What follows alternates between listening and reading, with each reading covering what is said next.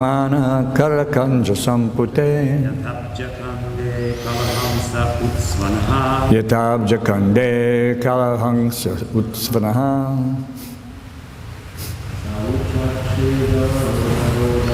Suchakashe davalo daro daro Yayukramasya darasona shonima Dadma yamana karakanja sampute Yatab jakande kalahangsa utsvanaha.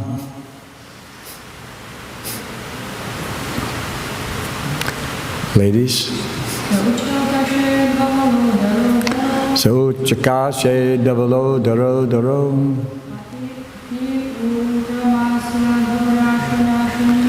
Pyarukramasya darashona shonima Dadma yamana karakanja sampute Yatab jakande kalahangsa utspanaha Sauchakashe davalo daro daro Pyarukramasya darashona shonima Dadma yamana karakanja sampute Yatab jakande kalahangsa utspanaha. Sa that Uchakashe became brilliant. Davala udaraha, white and fat boweled. Dhara, conch shell. Api, although it is so. Urkramasya, of the great adventurer. Adaroshana, by the transcendental quality of his lips. Shonima, reddened. Dadma yamanaha, being sounded. Karakanja sampute, being caught by the grip of the lotus hand. Yata, as it is. Abjakande, by the stem of lotus flowers. Kalahangsa, ducking swan. Utsvanaha, loudly sounding. Translation and purport by His Divine Grace, A.C. Bhaktivedanta Swami Srila Prabhupada. The white and fat boweled conch shell, being gripped by the hand of Lord Krishna and sounded by him, appeared to be reddened by the touch of his transcendental lips. It seemed that a white swan was playing in the stem of red lotus flowers. Please repeat. The white and fat boweled conch shell, being gripped by the hand of Lord Krishna and sounded by him, appeared to be reddened by the touch of his transcendental lips. It seemed that a white swan was playing in the stems of red lotus flowers. Purport. The redness of the white conch shell, due to the lip touch of the Lord, is a symbol of spiritual significance. The Lord is all spirit, and matter is ignorance of this spiritual existence. Factually, there is nothing like matter in spiritual enlightenment. And this spiritual enlightenment takes place at once by the contact of the Supreme Lord Sri Krishna. The Lord is present in every particle of all existence, and He can manifest His presence in anyone. By ardent love and devotional service to the Lord, or in other words, by spiritual contact with the Lord, everything becomes spiritually reddened like the conch shell in the grip of the Lord, and the Paramahansa or the supremely intelligent persons, plays the part of the ducking swan in the water of spiritual bliss, eternally decorated by the lotus flower of the Lord's feet. Om Jnana Timirandasya Gyananjana Shalakaya Chakshu Anmilitam Yena Tasmai Shri Gurave Namaha Mukam Karoti Vachalam Pangu Manghayate Gurum Yat Kripatam Maham Bande Shri Gurum Dhirataharam.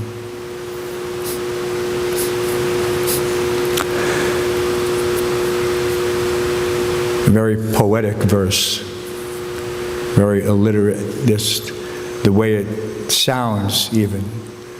Just Davalo, Doro, Doro. Very interesting. And the way that the verse is presented paints a very interesting picture in the mind. The conch shell gripped in the hand of the Lord's lips creating this reddish tinge.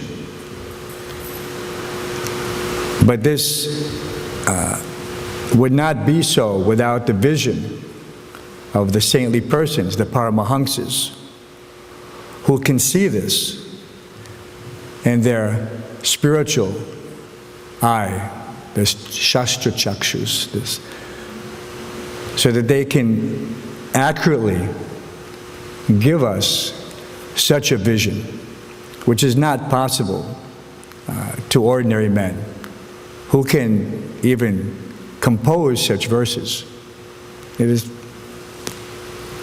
We see that in the mundane world, poets are given great accolades for putting together, stringing together so many words to paint a mundane picture, mostly connected with some topic of romance.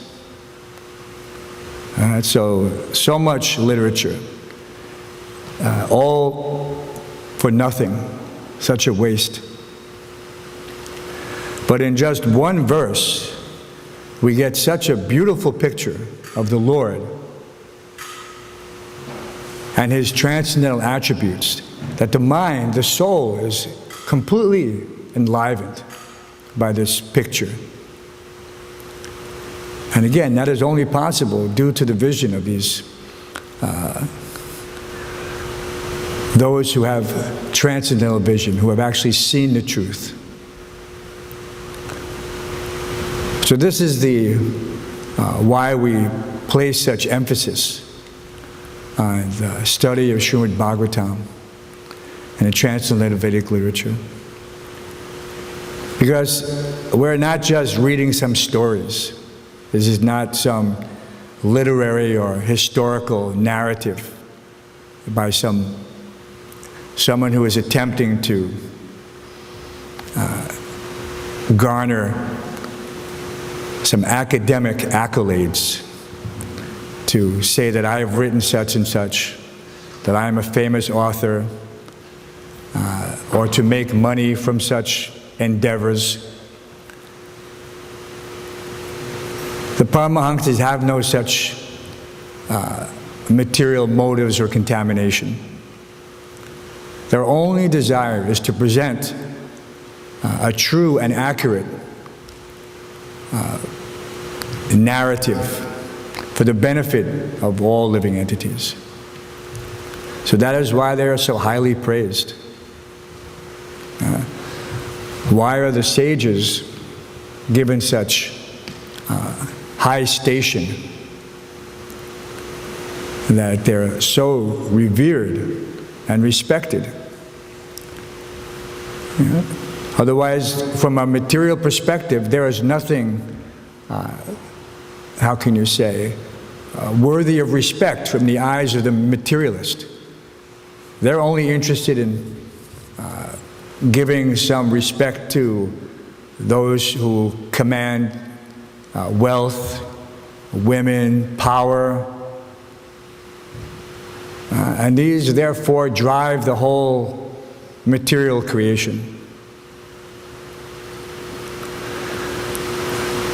On the other hand, the sadhus, they run away from such things. They're in the forests.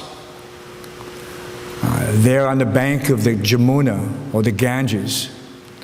Or they're preaching, every town and village. They're not at all concerned with any of these material profit, distinction, or adoration. And so therefore the Supreme Lord blesses them to the degree that no materialist can ever hope to achieve. We described this verse the other day, Vasudeva Bhagavati Bhakti Yoga Prayojataha Janaya Yasuvairagam Jnanam Chayarahoitakam. That by this transcendental attainment through endeavor, automatically one gets knowledge and realization. Because devotional service is a practice of austerity which delivers to those who are practicing it the highest rewards. There is no substitute. The highest rewards. He ultimately achieves all his material and spiritual desires. Nothing is left for him to want. That, if I pursue spiritual life, I will not become rich, I will not become famous, I will not. All these things are automatically there. In one lecture in Mayapur, Prabhupada said, I went to your country with 40 rupees, and now I have come back with 40 crore. He wasn't bragging. He was just giving an example that when one renounces material things to serve the Lord fulfills his every single desire, spiritual or material. In that same lecture, Prabhupada said, and if you want material things, if you want big buildings, you will get it, but you will have to take another birth. And there will be a gap of millions of years. Millions of years. Another human birth. Another birth is immediate. But a human birth, he said, will be millions of years. Who can imagine? Everyone is worried to just lose his economic opportunity by one day. He thinks, if I'm sick, or if I don't go to work for whatever reason, I won't get paid. So what to speak of some material consideration? The loss of income, the loss of livelihood. If one pursues material things, leaving behind spiritual practices, he loses everything. And he has to take birth in millions of bodies until he comes back to the human form of life. But people are thinking, no. They will trade some immediate, there's shreyas and prayas, they will trade some immediate pleasure or benefit for the long-term plans. It is not very intelligent. So therefore, when confronted with such alternatives, one should always choose to follow in the footsteps of the spiritual master, the Mahajans, the great souls, because then he cannot go wrong. If you're walking on a path and you see that here are many footsteps, and there's another path, and there's one or two footsteps, an intelligent person should think, which is the actual path? That traveled by many, or that traveled by few? But of course, if those few are great sadhus, then it's the right path. But still he has to know which way to go. In our line, we're called Rupanugas because we're following in the footsteps of Srila Rupa Goswami.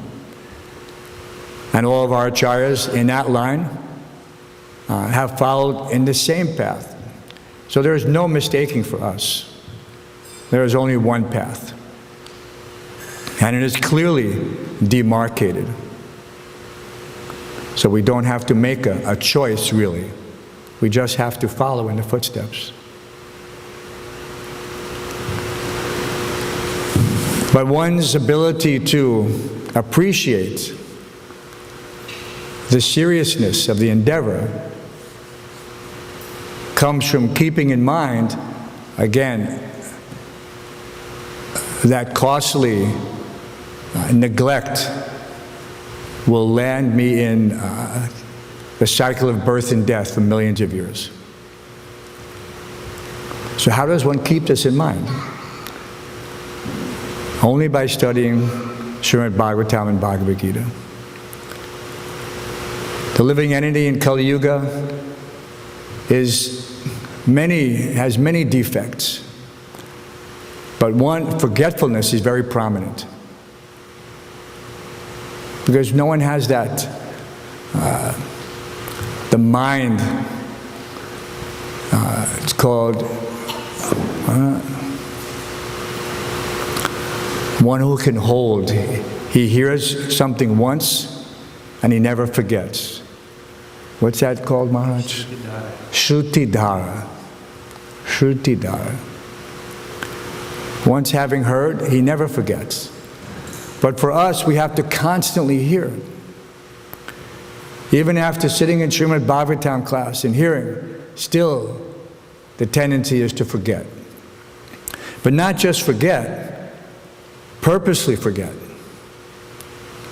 To try to say, oh, maybe that's not for me, I have to make some material adjustment. My life is different. And therefore, I can make some adjustment according to time and circumstances. Yes, some adjustment can be there, but it should be within the parameters given by the spiritual master. And those are easily understood by a serious student. If he has some doubt, he asks some respected authority that under such and such circumstances, what should be done? Even the materialist knows that success is knowing who to ask to get the correct answer. I may not know, but if I know who to ask, then my problem, my dilemma, whatever it is, can be easily solved. But if we think that my own mind is capable, without considering that it was my mind that got me into trouble in the first place, then one is not clearly thinking. Right? The mind is the best friend, bandhu atma nastasya, or the worst enemy.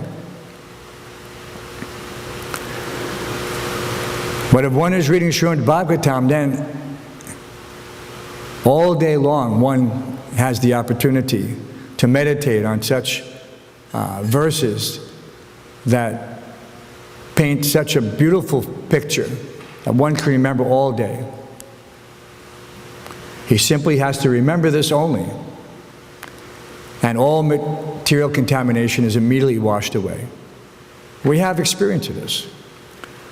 When one is facing some difficulty, he doesn't try to remember some mathematical equation, some this or that. He tries to remember the form, the transcendental form of the Supreme Personality of Godhead. He tries to remember, the beautiful features of Radha Govinda, of Giriraj, of Mahaprabhu, Mayapur Chandra.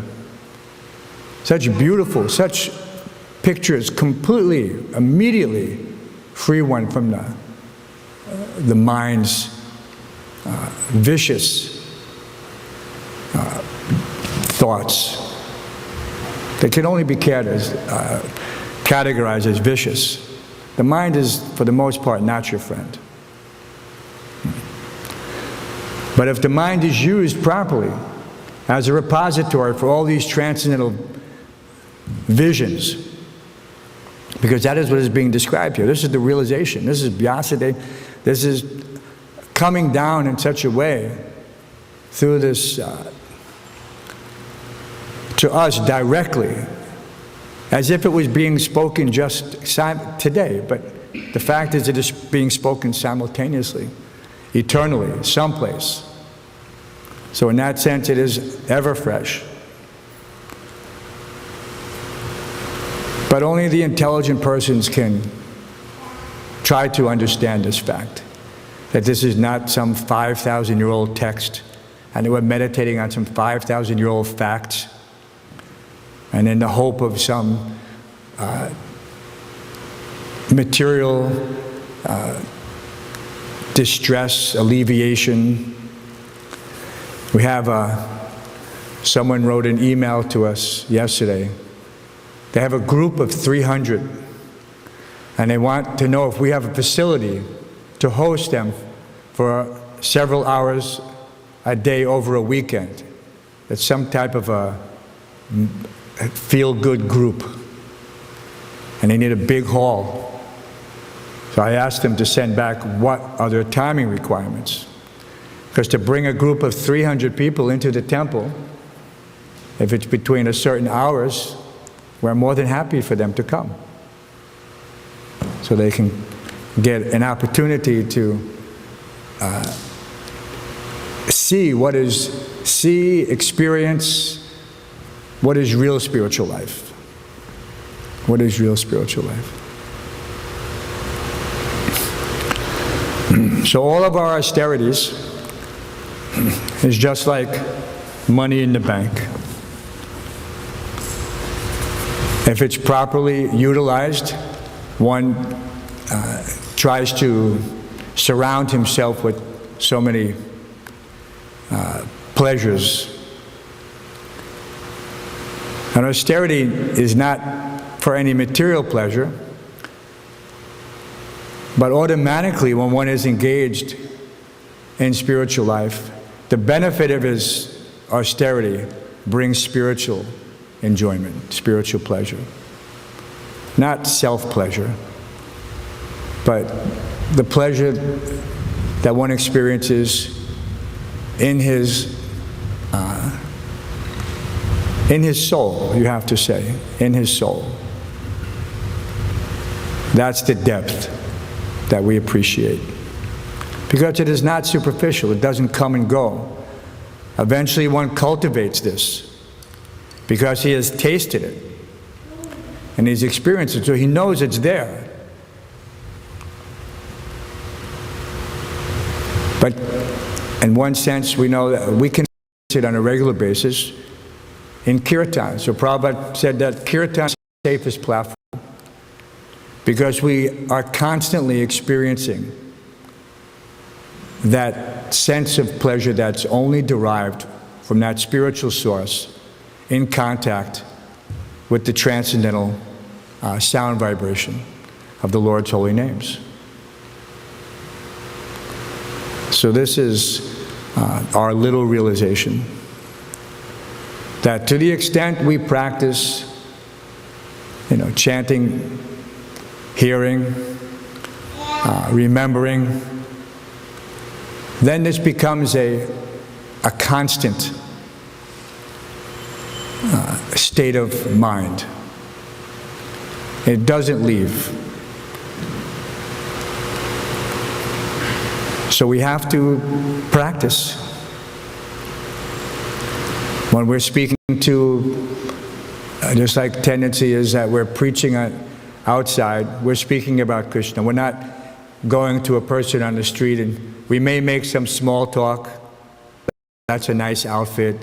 But we don't keep that up. We don't follow through and for 5 minutes tell them how nice they look and how this they look and how that. No, we immediately go into, and we're selling these, not selling, but we're distributing these wonderful transcendental literatures and just in order to bring people closer to their original consciousness.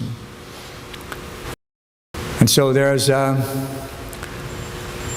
is the difference, is that amongst ourselves, at least, we always have to keep that practice that we're tushanti cha ramanti cha. You know, those things which enliven each other, those spiritual topics, that should be our conversation. Because after all, this is our and we do look after each other in so many ways. But the real welfare is that the consideration, how can I keep my consciousness and the consciousness of those who I'm associating with on that level by which everyone benefits from this association.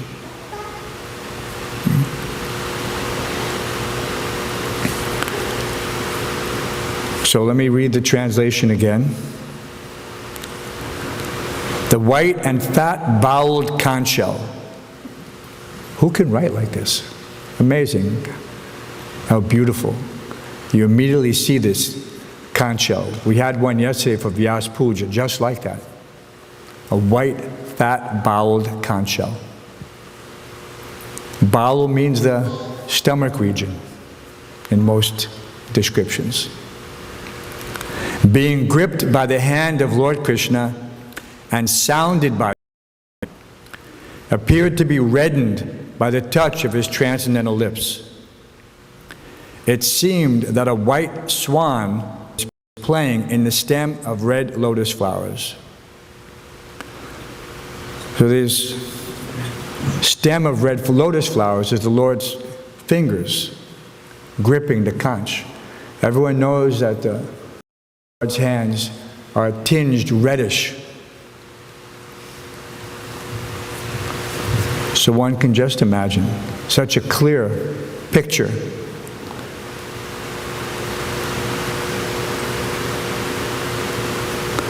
So any questions, comments, corrections, Maharaj? Please. Mr. Chaturvyuha. How fortunate that is the food of Krishna and the conch of being kissed by the Supreme Personality's lips and filled with his breath all the time. And how jealous are the gopis?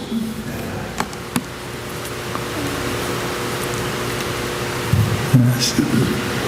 And we have this vision every day. This is something that seems inconceivable.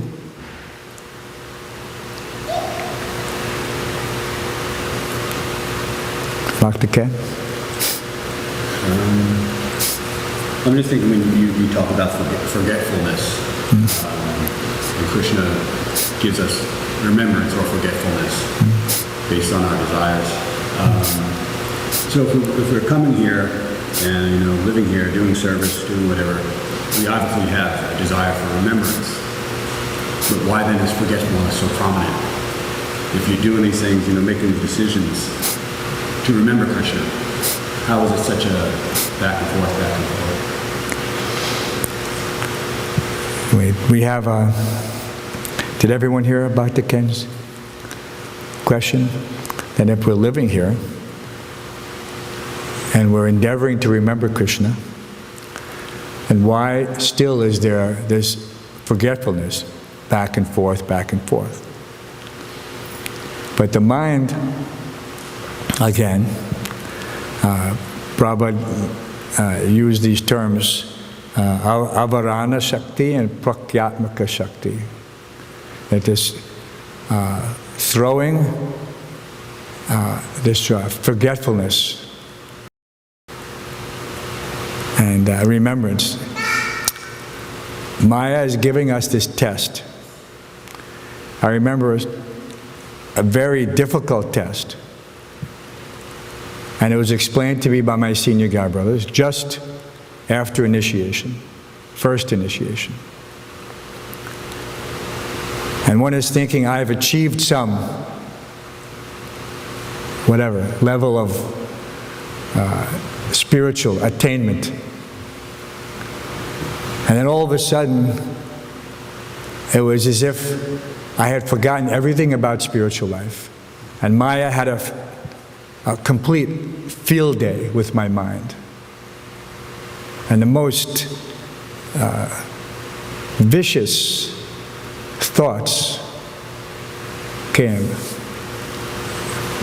And one devotee, and I said, Prabhu, I'm trying to chant, I'm trying to remember, but why is my mind, I didn't say Maya because I didn't know, why is my mind not cooperating?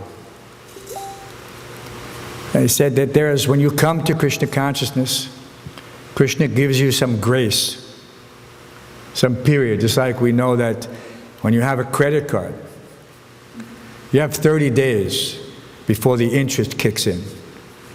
It's called a grace period. Many such features have like this. And then you have to pay. And if you don't pay, there's a penalty. And there's interest on late fees.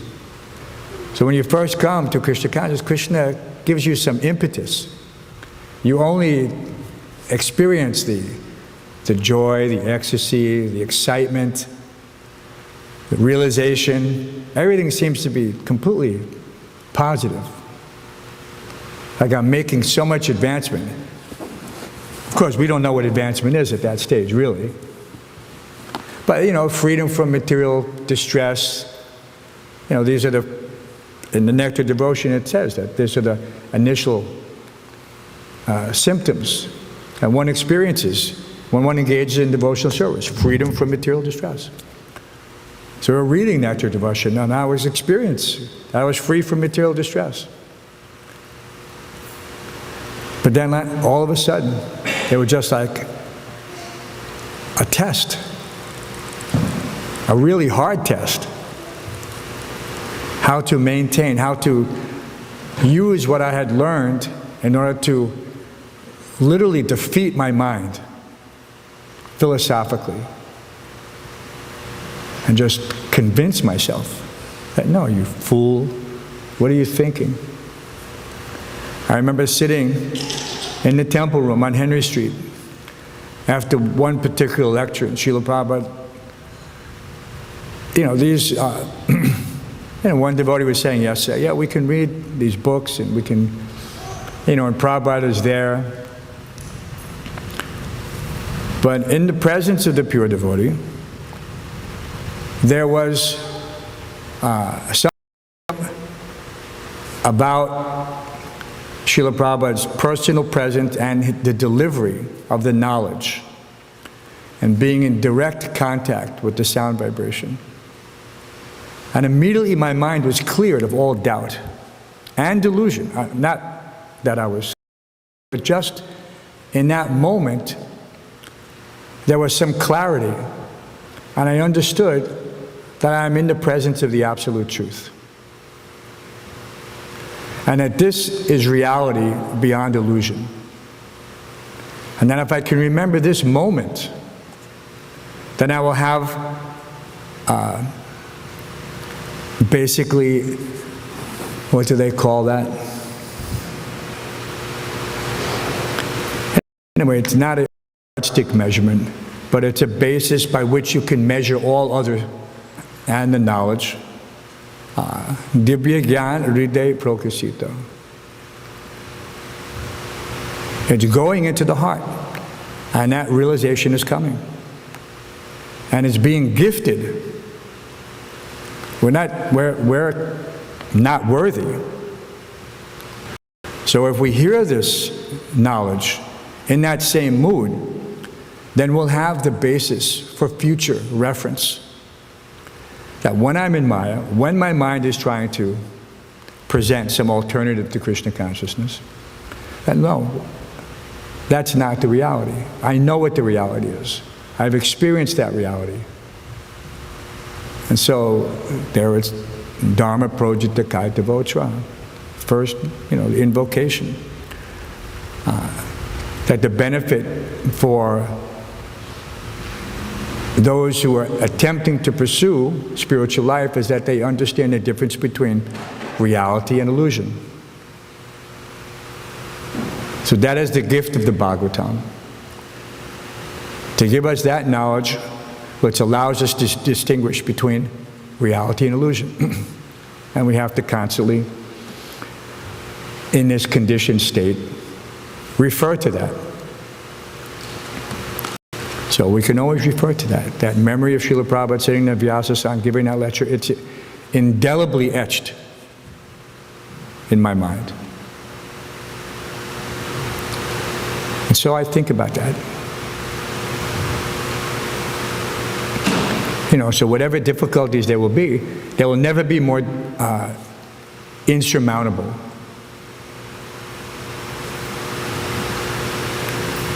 Any other questions? Very nice question, Bhakti Ken, thank you. So fight. Prabhupada also said, victory or defeat